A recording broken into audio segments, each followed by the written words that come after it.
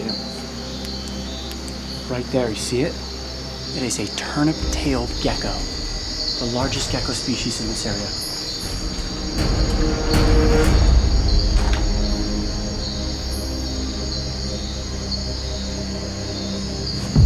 Got it! Yes! Got it! Wow, this one. Oh, don't bite, don't bite, don't bite.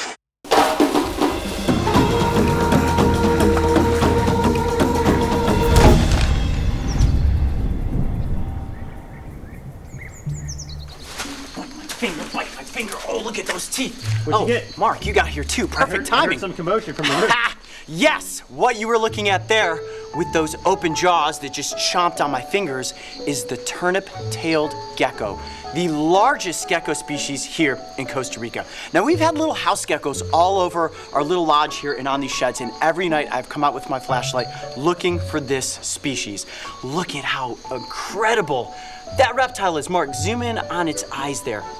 Looks just like the eyeball of a velociraptor. Now, here's a little fact you may not know. Stan Winston Studios, who did all the design work for Steven Spielberg's Jurassic Park, actually used gecko eyes as influence on the eye design for the velociraptor. Really? Yep. Look at that eyeball. I mean, the vertical pupil, it's yellow, all those little black lines running through it. That is 100% a velociraptor eyeball right there. Now, these geckos have a very... Ow, you bite me again. That's okay. Keep your focus on my finger and not on your tail. Look at the tail of this lizard.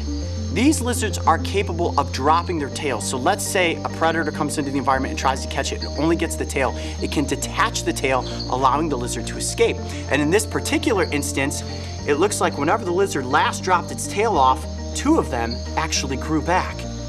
Now, I have to be very, very gentle with this lizard, and when I caught it, I needed to make sure that I caught it by the body and not the tail. This tail is very important because it's actually a fat reserve for the lizard. So if for some reason it runs out of bugs to eat, then it can live off of those fat reserves for quite some time.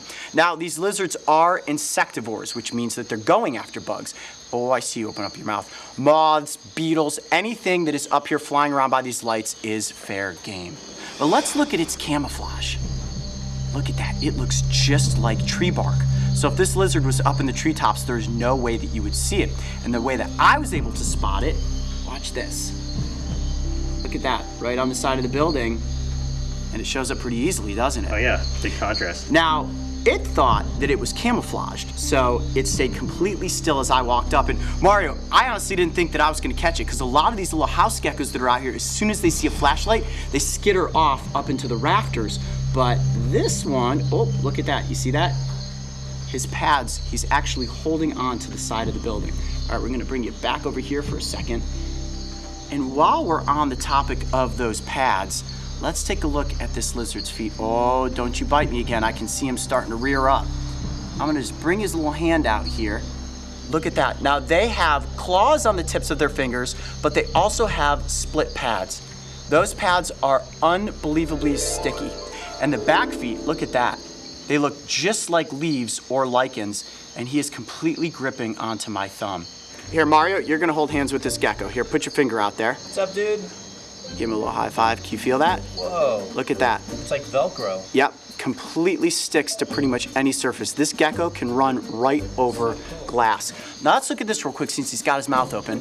Can you see the color of that lizard's tongue? Yeah, it looks like dark blue, almost black. It is. That's one of the most unique features about this gecko. It has a dark blue tongue. Now that tongue is very sticky, so they can sit there and wait for their prey to approach, open up their mouth, and kind of like a toad or a frog. That's the noise that they make. Well, I make that noise. Wait, let's hear it one more time. Like that. They stick that tongue onto a bug and then boom, right into those chompers. And I will tell you, this lizard has quite the powerful punch behind its bite. Didn't break skin, but every time he nips me, I'm like, yeah, I can definitely feel it. All right, well, it's starting to rain. I think it's about time to let the gecko go. Yeah, definitely. Well, how cool was this, though? Right here behind our lodge on location, and I managed to catch a two-tailed, turnip-tailed gecko. Try saying that 10 times fast. No, thanks. I'm Coyote Peterson. Be brave. Stay wild. We'll see you on the next location. All right, back to catching bugs. If you thought this gecko was a cool lizard, make sure to go back and watch my encounter with the monkey-tailed anole. And don't forget, subscribe so you can join me and the crew on our next location. And look at that, it's almost like an upside down yoga pose.